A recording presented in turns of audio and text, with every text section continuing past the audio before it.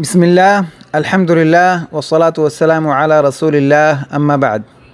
اعتکاف ایک عظیم الشان عبادت ہے اور اس ماہ مقدس کی ایک اہم سنت ہے جس میں بندہ سب سے کٹ کر یکسو ہو کر اور اپنے گناہوں پر نادم و شرمسار ہو کر اللہ کے در پہ آ کر پڑ جاتا ہے کہ اے اللہ، جب تک تو مجھے معاف نہیں کر دے گا اور بخش نہیں دے گا اور مجھ سے راضی نہیں ہو جائے گا، میں تیرا در نہیں چھوڑوں گا۔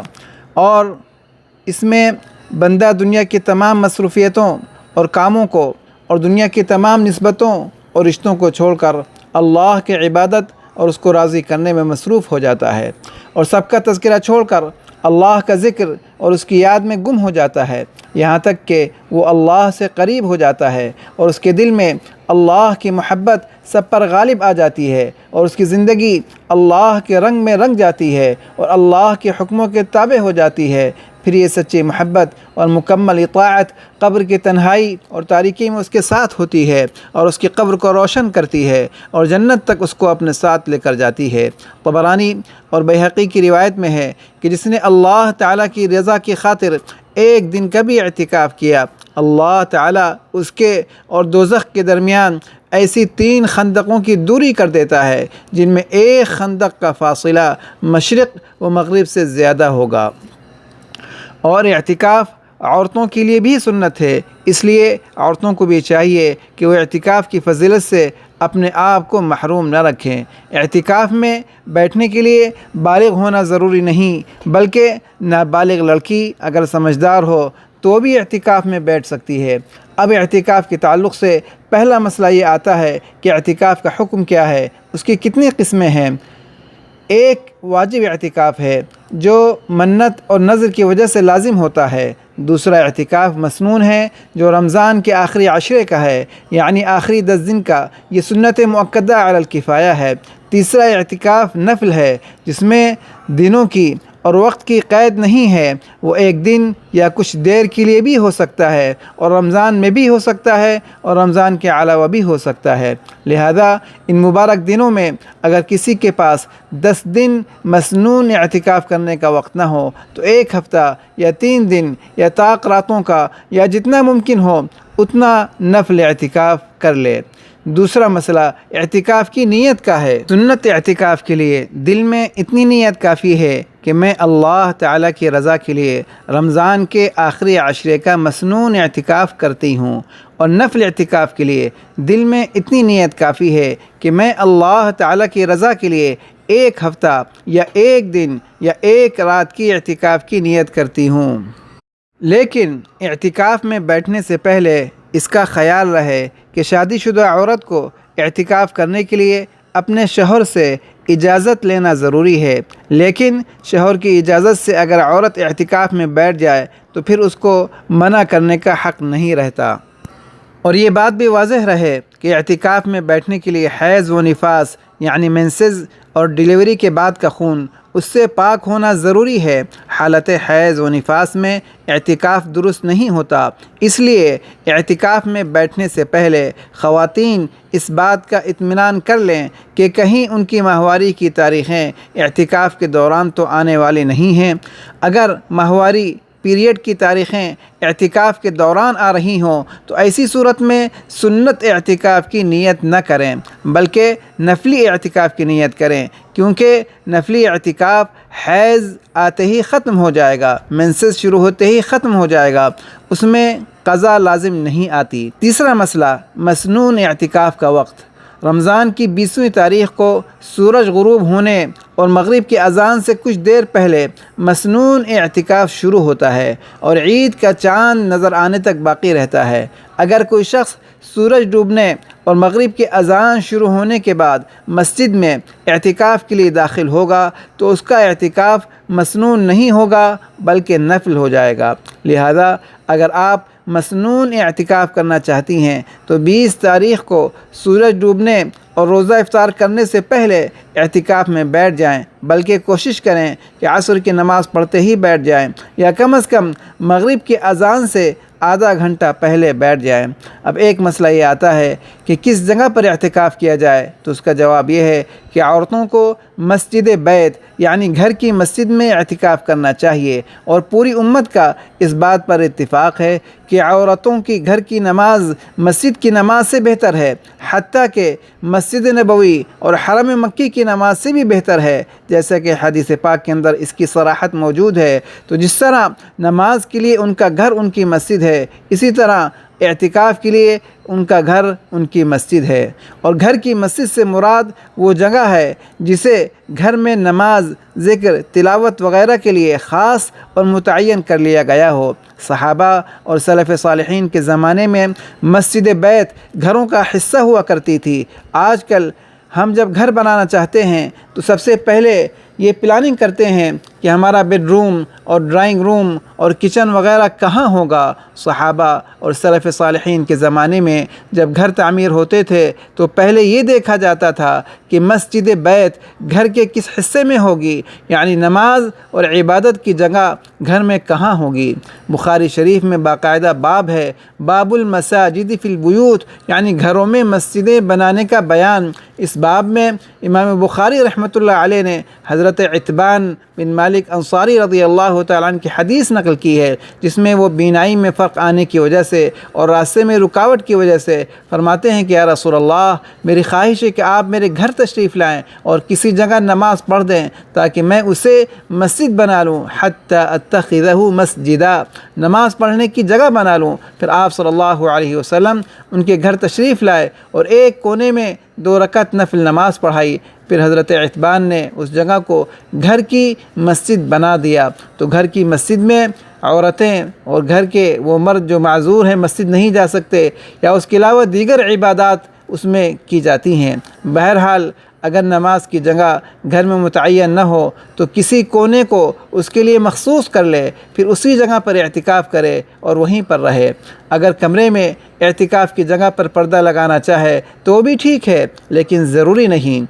عورت کے اعتکاف کی جگہ صرف وہ حصہ ہے جو نماز کے لیے خاص کیا گیا ہے، لہذا اس کا آرام، کھانا پینا اسی حصے میں ہوگا، پورے کمرے میں نہیں۔ یعنی اعتکاف کی جگہ چھوڑ کر پلنگ وغیرہ پر آرام کرنے کے لیے نہیں جا سکتی، الا یہ کہ کسی نے اپنے گھر میں پورا ایک کمرہ نماز اور عبادت کے لیے خاص کر دیا ہو، تو اس صورت میں پورے کمرے میں اعتکاف کی نیت کر سکتی ہے۔ خلاصہ یہ ہے کہ گھر کی مسجد عورتوں کے اعتکاف کی اصل جگہ ہے، لیکن آج کل بعض عورتوں کو مسجد نبوی میں اعتکاف کرنے کا شوق ہوتا ہے، حالانکہ یہ مکروہ ہے اور فساد زمانہ کی وجہ سے اس میں شدید کراہت ہے۔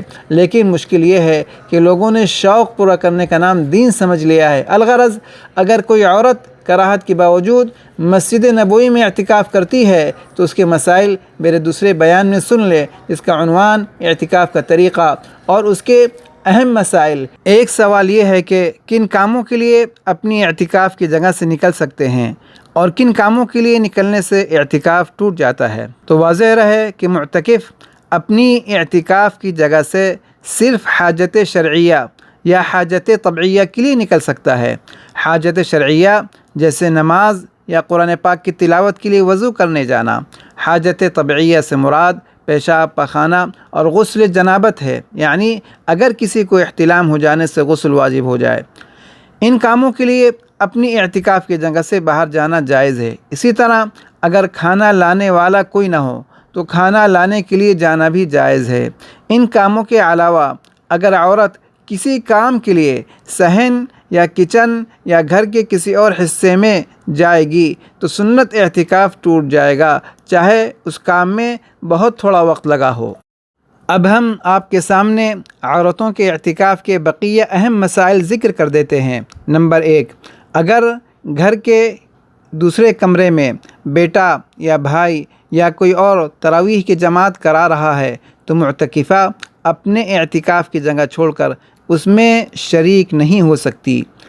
نمبر 2، عورت اعتکاف کی جگہ بیٹھ کر گھر کے ضروری کام کر سکتی ہے اپنی جگہ پر، مثلا سبزی یا پھل کاٹنا یا استری کرنا یا چھوٹے بچے کو سنبھالنا، اس سے اعتکاف نہیں ٹوٹے گا، بشرط یہ کہ اپنے اعتکاف کی جگہ پر باقی رہے اور کام کے لیے اعتکاف کی جگہ کو نہ چھوڑے۔ نمبر 3، دوران اعتکاف صفائی یا ٹھنڈک کی غرض سے غسل کرنے کے لیے جانا جائز نہیں ہے، اس سے اعتکاف ٹوٹ جاتا ہے۔ البتہ اگر نہانے کی شدید حاجت ہو تو جس وقت قضائے حاجت اور ضرورت سے فارغ ہونے کے لیے بیت الخلاء جائے تو ساتھ میں جلدی سے چند منٹ کے اندر بدن پر پانی بہا کر مختصر غسل کر لے تو اس میں کوئی حرج نہیں ہے۔